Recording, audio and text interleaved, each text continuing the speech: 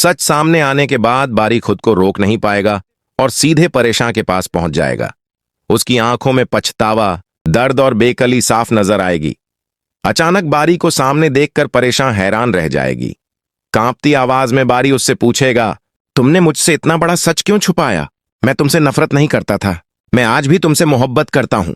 यह सुनकर परेशान की आंखें भर आएंगी, लेकिन वह खुद को संभालते हुए कहेगी, मैं नहीं चाहती थी कि तुम अपने बाप से नफरत करो, मैं तुम्हारी जिंदगी तबाह नहीं करना चाहती थी।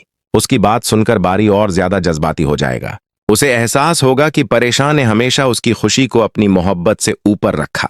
दूसरी तरफ जैसे ही शयान साहब को पता चलेगा कि बारी परेशान से मिलने गया है, उनका गुस्सा भड़क उठेगा। वह फौरन अनाया को फोन करके कहेंगे कि अगर अभी बारी को नहीं रोका गया तो सब कुछ हाथ से निकल जाएगा। अनाया भी परेशान हो जाएगी, क्योंकि अब उसे समझ आ चुका होगा कि बारी के दिल में उसके लिए कोई जगह नहीं बची। तभी वह परेशान को हमेशा के लिए बारी की जिंदगी से दूर करने की नई चाल चलने का फैसला करेगी। लेकिन इस बार हालात बदल चुके होंगे। बारी अब हर सच जान चुका होगा और किसी के बहकावे में नहीं आएगा। वह अपने बाप के सामने डटकर खड़ा हो जाएगा और साफ कह देगा, मेरी जिंदगी का फैसला अब मैं खुद करूंगा और मेरी जिंदगी सिर्फ परेशान है। उसकी यह बात सुनकर घर में नई जंग शुरू हो जाएगी। रात को बारी फिर परेशान से मिलने जाएगा। इस बार उसके लहजे में सिर्फ मोहब्बत होगी। वह उसका हाथ पकड़कर कहेगा, मैंने बहुत देर कर दी, लेकिन अब तुम्हें कभी खुद से दूर नहीं होने दूंगा।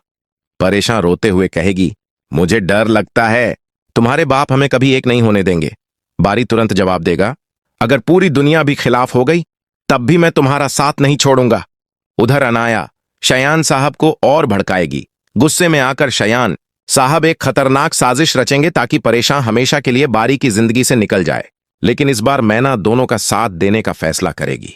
वह बारी को चेतावनी देगी कि उसके बाप कुछ बड़ा करने वाले हैं। एपिसोड के आखिरी सीन में परेशान अकेले घर लौट रही होगी कि अचानक एक गाड़ी उसके सामने आकर रुक जाएगी और परेशान डर से सहम जाएगी।